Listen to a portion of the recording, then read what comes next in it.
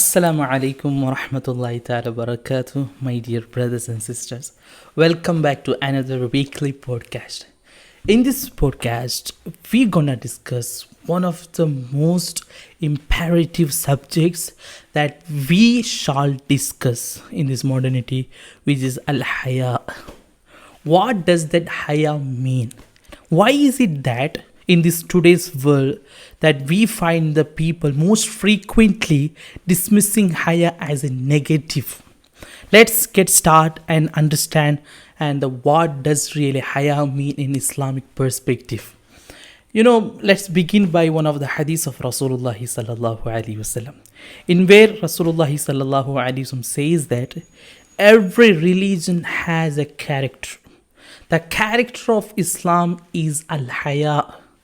And in another hadith, Rasulullah says that Hayā and faith go hand in hand. If one of two is removed, the other is removed. Just look at here how profound the Hayā is in Islamic perspective. We can say that Hayā is a kind of foundation upon what we built our Iman. This core and this is a crux of our Iman is Al-Hayā. And you might be wondering, why am I not translating the Hayā into English? We often find the people translate the Hayā as bashfulness, modesty, shyness, or shame, such a words. But in reality, we can't find the comprehensive meaning that conveys by these each word, as we can find the comprehensive meaning in Islamic term Al-Hayā. And this is why I'm gonna stick with Al-Hayā throughout this session, throughout this podcast. And the Hayā, as I said, that if you take Hayā in a first glance, it appears to be a paradox, as Hayā and dignity are considered as the opposite. That the Hayā has been considered in this modernity as a violation of dignity, and the dignified person never see him in a shameful conditions. But it's completely a kind of a design, man-made conceptions and misconceptions regarding the Hayā. And in Islamic view, Hayā is so profound. Hayā is the base of everything. And there is a hadith in where when the Hayā mentioned to the Rasulullah sallallahu alaihi wasallam, the Sahaba asked with Rasulullah sallallahu alaihi wasallam, "Wa Rasulullah, is Hayā part of Deen?" The time Rasulullah said that Hayā is not part of Deen, Hayā is entire Deen. It's so profound, the Hayā. And in the face of recent brazen, the shameless of the political and business leader are weaponizing the Hayā, the shame, and as for selling their products in the market.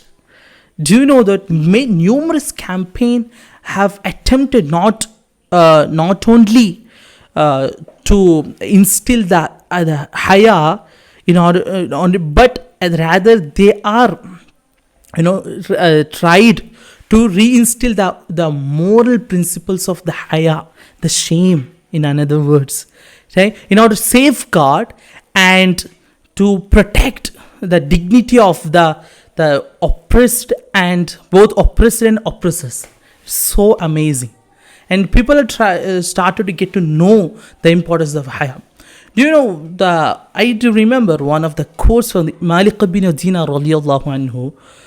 He says that Allah subhanahu wa ta'ala never tests a heart which more severe than plucking away the Hayā from that heart. Once the Hayā is evaporated from our heart, we started to do all the crimes, all the evils, and all the grave sins in our life, because we don't have shame, we don't have Hayā. Hayā, we find that Rasulullah sallallahu alaihi wasallam is most having Hayā. right? It's mentioned in Quran, right? And he, sallallahu alaihi wasallam, had a haya, and he taught the profound meanings of the haya, but we are not practicing the haya.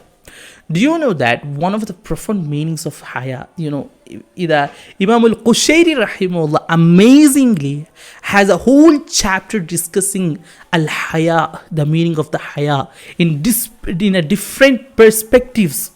And he says that one of the signs of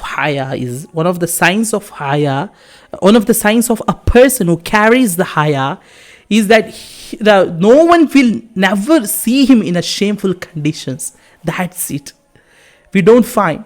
Because what happens in this modernity, that where people are started, that the most certain the sectors, especially in this modern academic and the pop psychology, in the name of self-well and wellness, in terms of self-esteem, people are weaponizing the haya and the shame, as taking it as a paradoxical meaning of the dignity.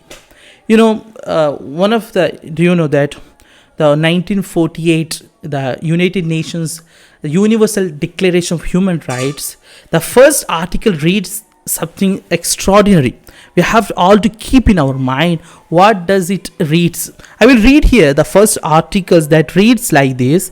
Through that, I just want to tell you how profoundly embedded the haya in dignity. It reads like this, that all human beings are born free and equal in dignity and rights. They are endowed with reason and conscience and should act towards one another in a spirit of brotherhood. Do you know that here used the faculty of conscience? Do you know the faculty of conscience recognizes and respect the dignity, and they condemns the violation of the dignity. This faculty conscience is closely related to the shame, to the Al-Hayā, rather haya. I just want to quote one of the piece of the literature which is prominently displayed in one of the rooms in the headquarters of the United Nations.